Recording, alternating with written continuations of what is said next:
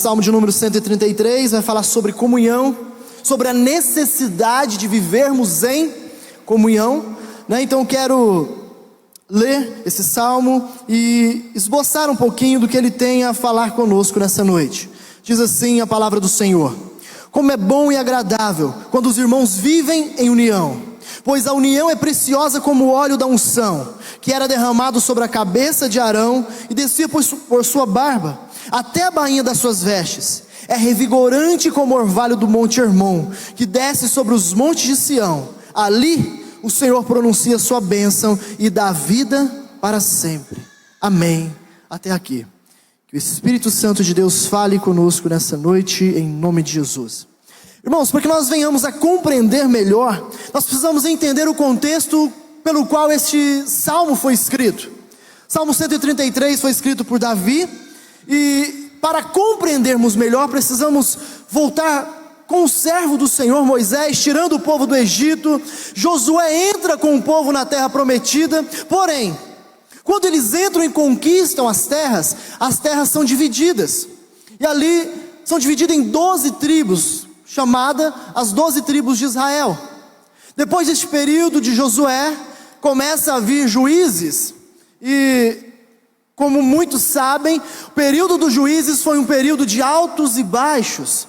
Quando um juiz estava caminhando diante da vontade de Deus, o povo também estava.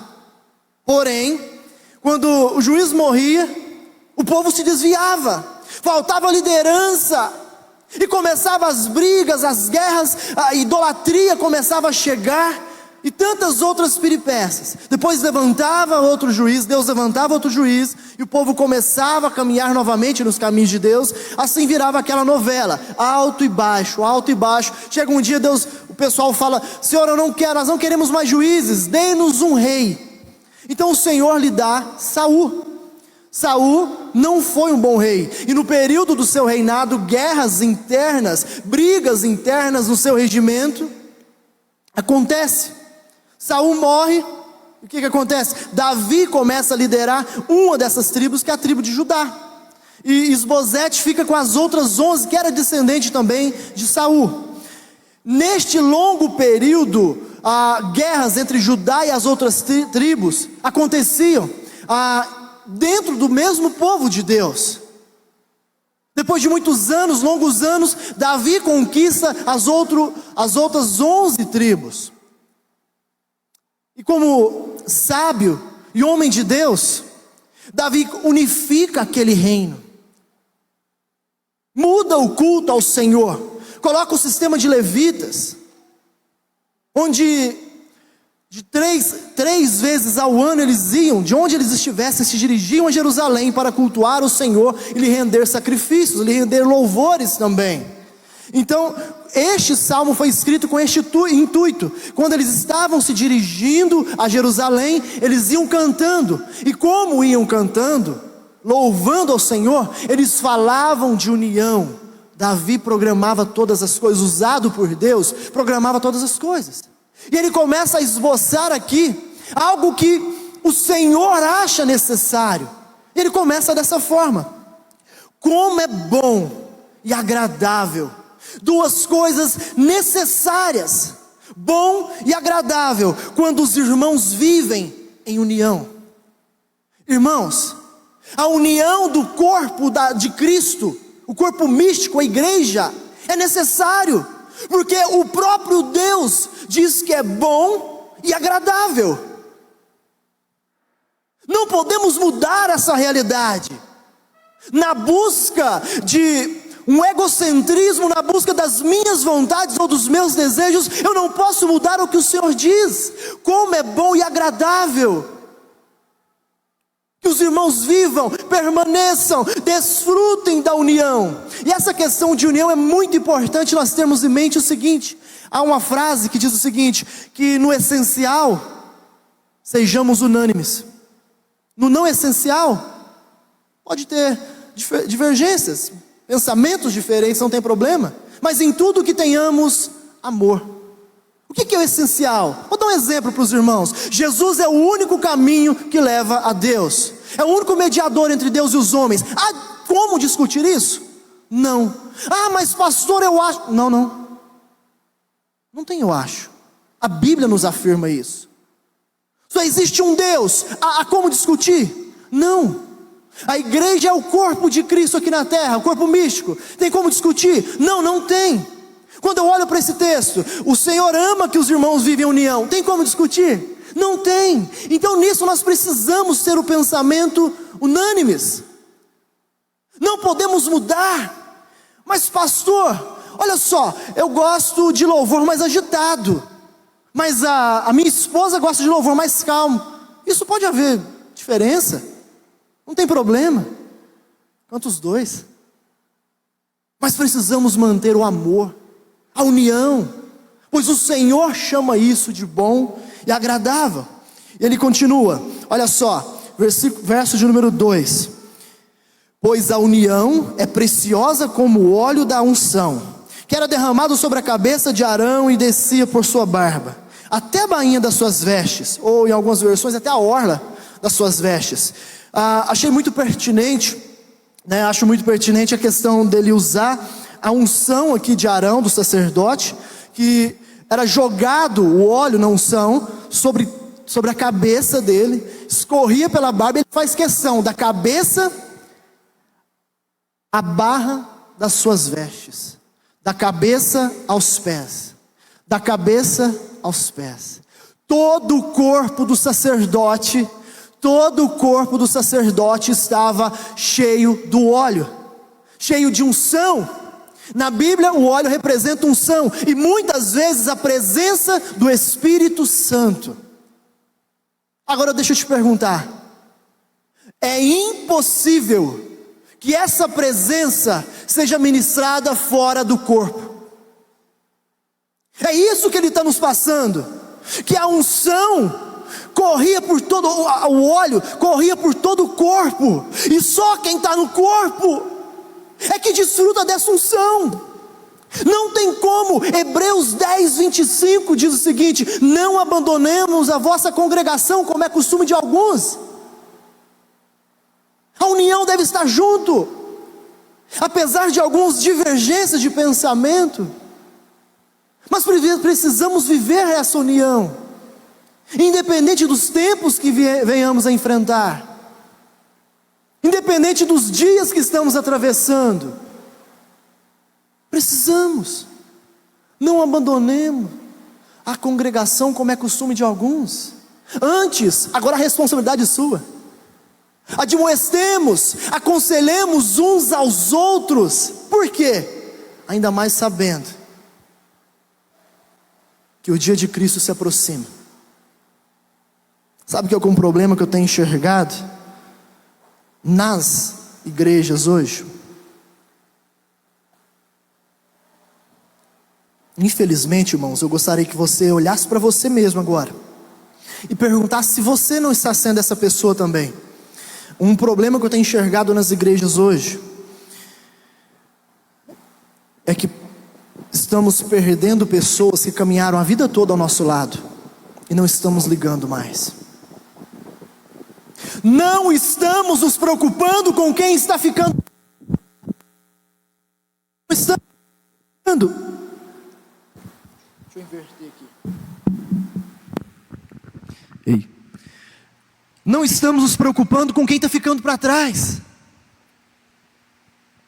E sabe o que é isso? Na Bíblia, uma das doenças mais temíveis daquele período era a lepra. Porque a lepra, na medida que ela ia tomando o corpo da pessoa, podia cortar pedaços que ela não sentia. A Bíblia, em vários pontos, vai falar que nós somos o corpo. O corpo. E se tem membros ficando para trás, isso significa que nós não estamos sentindo mais. Isso é marca de coração endurecido. Nós temos tempo para tudo, pastor, nós precisamos ganhar dinheiro, eu preciso trabalhar, eu preciso fazer aquilo. Mas, meu amado, não visitamos mais, não preocupamos mais com ninguém. Pessoas entram e saem da igreja sem saber quem esteve lá. E Deus ama a união. Não pode ser assim, meu irmão. Nós somos o corpo de Cristo, e o corpo de Cristo não está leproso. O corpo da igreja não pode estar leproso. Não pode. Não pode. Pastor, eu estou pensando em desistir.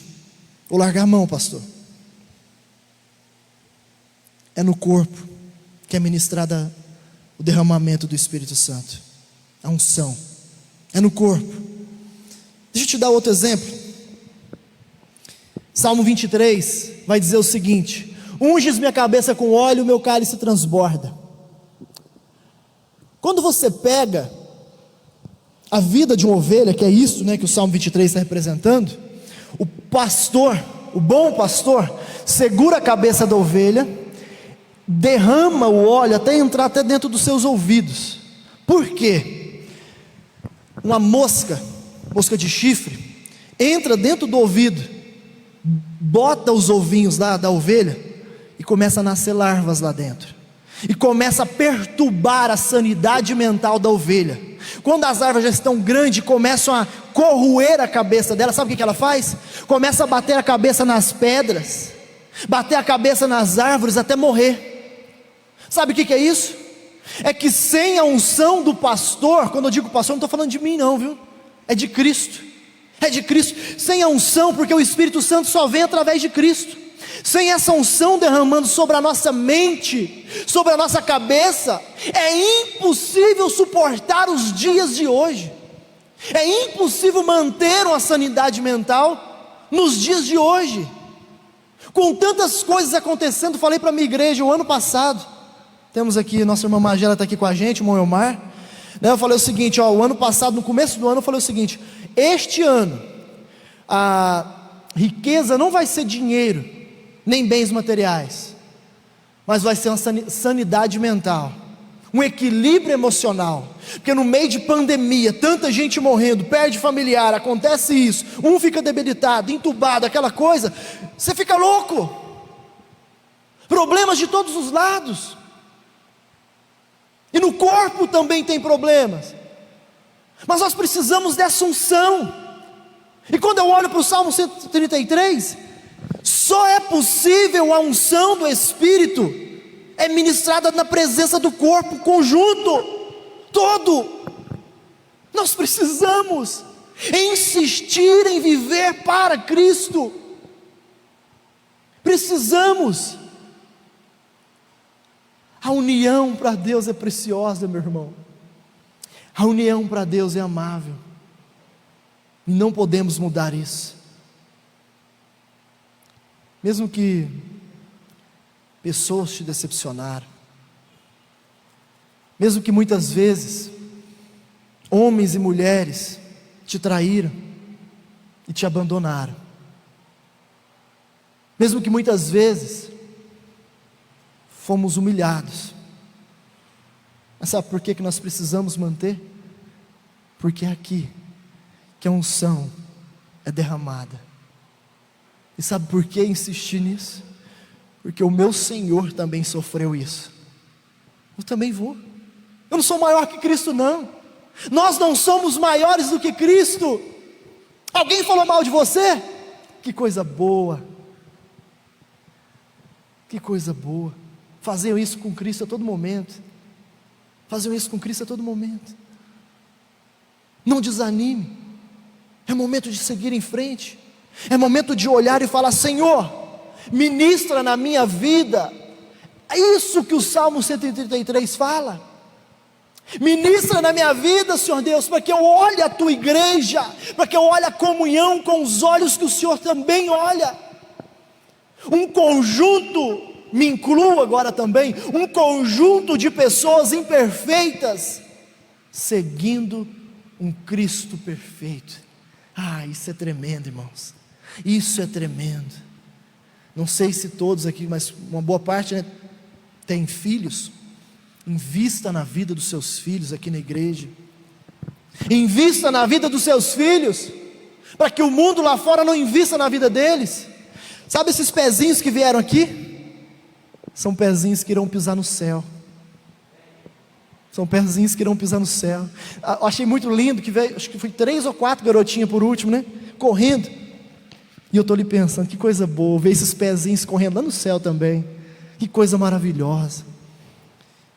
Mas caso nós amemos a comunhão, porque senão, isso não vai acontecer. Porque você não é igreja sozinho. Eu não sou igreja sozinho. Nós somos igreja. E ele continua: descia por sua barba até a bainha das suas vestes. É revigorante como o orvalho do monte Hermon, que desce sobre os montes de Sião. Olha só, Monte Hermon, né? Hoje a gente pode puxar na internet, você vai ver, fica quase todo o período do ano, um monte muito alto, então em cima dele, na parte de cima dele, fica sempre com neve. Mas quando o verão é bem intenso, né, derrete, começa a derreter aquela neve e vai descendo. E como está muito quente, a hora que chega aquele ar condicionado para as plantas, aquilo traz vida. Interessante que muitas pessoas olham para a igreja como local de discussão, local onde as pessoas pedem dinheiro, local onde isso acontece, local onde a igreja é contra o aborto, igreja aprova tal partido. Não. A igreja é onde o Senhor revigora, renova as forças. Sabe o que Gálatas 6:2 diz? Levai as cargas uns dos outros, e assim cumprireis a lei de Cristo. Aqui tem que ser o lugar onde eu chego arrebentado, porque eu tive um dia mau, estou com um problema na minha casa, um problema com a minha esposa, estou com um problema com os meus filhos. E chega o irmão para mim e fala: meu irmão, o que está acontecendo? Deixa eu te dar um abraço. Vamos, a igreja vai te ajudar. Tem que ser esse lugar, um lugar de cura, um lugar de bênção, um lugar onde eu saio daqui transformado. E esse transformado, eu não quero que você saia mais leve daqui hoje. Quero que você saia preocupado. Mas eu quero que você saia diferente. Eu preciso melhorar minha comunhão. Eu preciso ser ministrado pelo Senhor. Eu preciso ter essa unção derramada para que eu suporte os dias maus. Eu preciso receber esse ar fresco vindo. Eu gosto muito de um texto lá de 2 Timóteo, onde o apóstolo Paulo vai dizer o seguinte. Até tem um nome bonito que eu vou citar agora, para você pode pôr no seu filho, se tiver alguma mulher grávida aí, ou que vai ter filhos, né? Paulo vira e fala o seguinte: que o Senhor conceda misericórdia à casa de Onesíforo. Nome bonito, né? Onesíforo. Que o Senhor conceda misericórdia à casa de Onesíforo, porque por muitas vezes me recreou. Onesíforo quase não é citado na Bíblia, mas este cara recreou, auxiliou o apóstolo Paulo. E a palavra recreou ali, do grego, é como se fosse, ligou o ar-condicionado para mim, quando o dia estava muito quente. Eu preciso de Onesíforos na minha vida. Nós precisamos de Onesíforos em nossas vidas. Mas o grande problema está aí. Nós sempre precisamos de vem a nós. Mas eu nunca quero ser Onesíforo na vida de ninguém. Igreja, é momento de você ser Onesíforo na vida de alguém. Assim a comunhão da igreja vai ser grande. Pessoas lá fora vão olhar e falar: que amor é esse que tem naquela igreja? Não estou entendendo. Eu quero conhecer. Jovens num sábado indo para a igreja, podia estar indo para a praça, para qualquer balada, mas para a igreja, eu vou lá para ver. É isso que nós precisamos transmitir. A comunhão gera isso. A comunhão gera isso. Como é bom e agradável que os irmãos vivam em comunhão. Davi cria esse salmo para unificar o povo de Deus que estava dividido. E o Senhor me manda falar aqui para vocês que é momento de olhar a igreja cheia de marcas, cheia de feridas, cheio de lutas, sim. Pessoas imperfeitas, claro. Perguntaram para o escritor John MacArthur, falaram para ele, né, MacArthur, eu não vou na sua igreja porque ela é cheia de hipócritas. Ele disse o seguinte: pode vir, sempre cabe mais um. Somos todos pecadores, somos imperfeitos, e é isso que faz da igreja quem ela é, lavada e remida pelo sangue de Cristo Jesus. E para finalizar, e não menos importante, ali onde há comunhão, onde há união, ali o Senhor ministra a sua bênção. E agora tem um pequeno detalhinho aqui que eu gostaria de falar para os irmãos. Aqui está assim, ó, ali o Senhor pronuncia a sua bênção e dá vida para sempre. No hebraico não tem esse e, porque a bênção que o Senhor ministra é a vida para sempre. Então é como se eu pudesse ler assim, ó, ali o Senhor pronuncia a sua bênção, a vida para sempre. É aqui que o Senhor ministra a vida eterna. Fora da igreja não tem como. Pastor, não é a igreja que salva. Claro que não é, mas é aqui que Cristo é ministrado. É Cristo que salva, sempre foi. Mas é aqui que Ele é pregado, é aqui que Ele é apresentado de forma clara. É aqui que os estudos acontecem e permeiam corações. É aqui que o Senhor tem ministrado domingo após domingo, vida para sempre. Ano após ano, vida para sempre. É aqui, é na comunhão. O Senhor chama a comunhão de boa e agradável. O Senhor chama a comunhão de preciosa, e diz que a unção está no corpo, e só no corpo.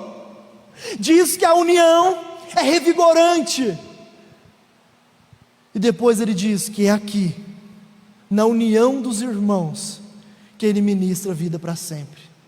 Não tem outro, não tem como correr, irmãos. Não tem como correr. Lá fora, você pode até viver mais tranquilo, mas não vai ter paz. Não tem. Não temos paz. Eu quero chamar a atenção também para aqueles que têm dom, aqueles que trabalhavam para o Senhor e hoje parou. Parou por quê? Quem te impediu de continuar correndo? Ninguém? Então é momento de voltar. Corpo em movimento. Corpo em movimento produz. Corpo em movimento trabalha. Corpo parado é porque está doente. Alguns dias atrás eu e minha esposa fomos acometidos com dengue. E o corpo fica daquele jeito. Quem já deu dengue sabe como que é, né?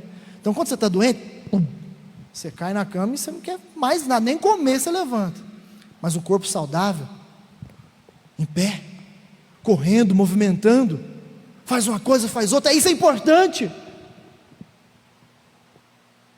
Não podemos tentar mudar essa realidade. Não podemos tentar, meus irmãos. Eu não sei quais dificuldades que você tem atravessado nos últimos dias ou nos últimos anos. Eu não sei qual o pensamento que você tem sobre união. Eu não sei qual a dificuldade que você tem com alguém, talvez. Mas quero te falar que tudo isso não é essencial. Então pode ser deixado de lado. Porque o essencial é que a união dos irmãos é boa e agradável. É momento de valorizar. É momento de caminhar junto. É momento de fazer. É momento de deixar as diferenças de lado. É momento de deixar as durezas de corações de lado. É momento de seguirmos olhando, não para os problemas, mas para Cristo Jesus, o autor e consumador da nossa fé. E essa palavra, meus irmãos, que eu tenho para deixar para os irmãos. E antes de mais nada, antes de passarmos para o momento da ceia, eu quero orar sobre essa palavra. Quero convidar você neste momento, você que pode, fechar os seus olhos.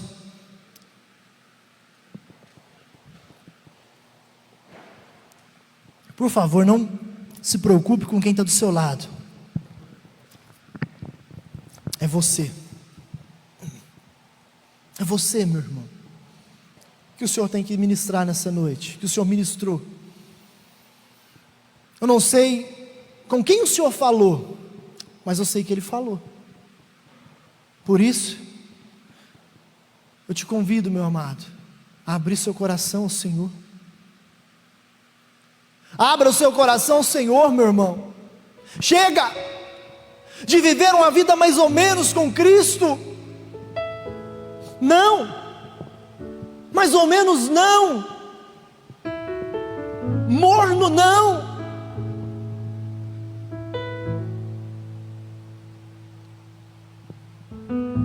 O Senhor te quer por completo, e é no corpo dele que Ele te quer. Peça ao Espírito Santo nessa noite, que a sua visão seja a mesma que a visão de Deus. Considere a união boa e agradável, faça de tudo para viver de acordo com o querer e a vontade do Pai. Peça ao Espírito Santo que te use na vida de pessoas que estão precisando de auxílio. Faça um propósito essa semana de visitar alguém que ficou para trás. Afinal, você não tem lepra. Em nome de Jesus, você é um corpo saudável de Cristo. Os bancos todos poderiam estar cheios, porque tem pessoas ficando para trás. É momento da igreja movimentar. Ninguém está doente, e se tiver, Deus vai curar em nome de Jesus. É momento de movimentar, de ir atrás, de caminhar, de ser onesíforo na vida de outra pessoa, de abraçar, de buscar, de pregar ao perdido, de se alegrar quando uma alma se rende a Cristo Jesus. Este é o momento, não é momento de divisão.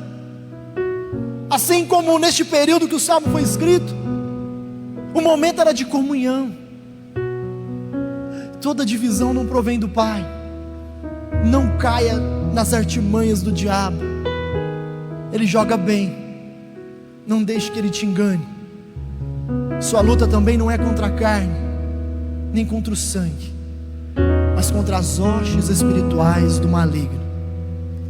Pai, eu quero nessa noite, ó Deus, entregar em Tuas mãos a vida da Tua igreja, ó Pai, a vida do corpo do Senhor Jesus aqui na terra. Senhor Deus, que a direção sempre seja dada por Cristo Jesus, mas eu peço que o Senhor venha despertar o coração daqueles que estavam dormindo, ó Pai. Auxilia, ó Pai, os Teus líderes, fortaleça-os, ó Pai, com sabedoria. Senhor Deus, nos dê a visão que o Senhor tem sobre a comunhão boa, agradável, e é aqui, Pai, que o Senhor ministra a vida para sempre. Por isso, ó Pai, corrija aquilo que tiver de ser corrigido, mas seja com a Tua igreja em nome de Jesus, ó Pai. Que os Teus filhos que estavam adormecidos despertem para o trabalho.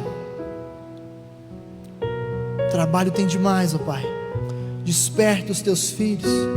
Abra as portas, ó Pai, para essa igreja segundo o Teu querer, em nome de Jesus. Toma tudo em Tuas mãos, Pai. Aqueles que estão ficando para trás, em nome de Jesus, vá de encontro, Pai. Vá de encontro. Só Tu és santo e pode fazer a obra.